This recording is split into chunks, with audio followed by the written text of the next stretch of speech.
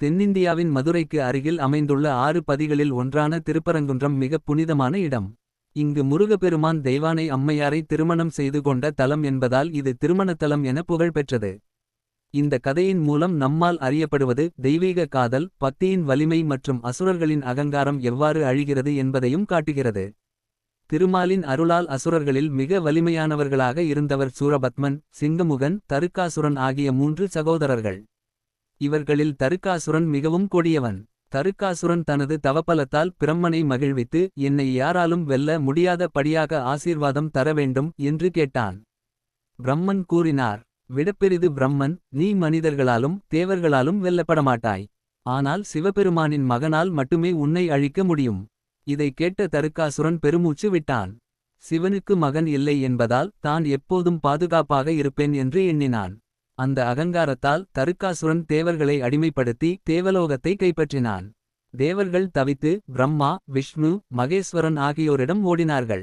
அப்போது பரமசிவன், பார்வதி தேவி, விஷ்ணு, பிரம்மா ஆகியோர் ஒன்றாக ஆலோசனை செய்தனர். திருமால் கூறினார், விடப்பெரிது விஷ்ணு, சிவபெருமானே, இந்த தருக்காசுரன் உலகையே அழித்து விடுகிறான். அவனை வெல்லும் ஒரே வழி உங்களது மகன் பிறக்க வேண்டும். பார்வதி தேவியும் பரமசிவனிடம் வேண்டினார். அந்த நேரத்தில் பரமசிவன் கண்களில் இருந்து பஞ்சாக்னி போல தீப்பொறிகள் வெளிவந்தன. அவை சரோவரத்தில் விழுந்து 6 முகங்களைக் கொண்ட அருமை மகன் முருகனாக அவதரித்தான். அவரை 6 கற்பக கன்னியர்கள் பாசமுடன் வளர்த்தனர்.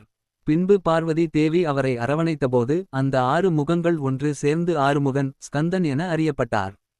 முருகப்பெருமான் வளர்ந்து தேவர்களிடம் கூறினார், விடப்பெரிது முருகன், அம்மா, அப்பா, அந்த அசுரனை அழித்து இந்த உலகில் தர்மத்தை நிலைநிறுத்துவேன்.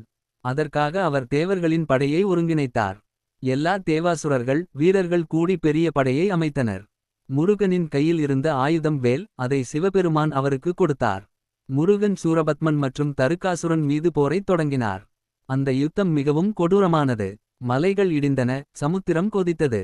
பல நாள் கடும் போராட்டத்திற்கு பிறகு முருகன் தருக்காசுரனை வதம் செய்தார். தருக்காசுரன் இறப்பதற்கு முன் முருகனை நோக்கி கூறினான், விடப்பெரிது தருக்காசுரன், பெருமானே, எனது அகங்காரத்தால் இந்த நிலை. எனக்கு உங்களது அருள் வேண்டும்.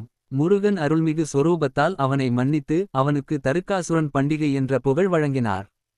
போர் முடிந்த பின் தேவர்கள் மகிழ்ந்து முருகனுக்கு வணங்கினர். இந்திரன் மனதில் ஒரு எண்ணம் வந்தது. விடப்பெரிது இந்திரன், முருகன் எங்களுக்காக இத்தனை அர்ப்பணிப்பு செய்தார். அவருக்கு எதுவும் பரிசாக கொடுக்க வேண்டும். அப்போது இந்திரனின் மகள் தேவசேனா தெய்வானை பவித்திரமான கன்னிகை.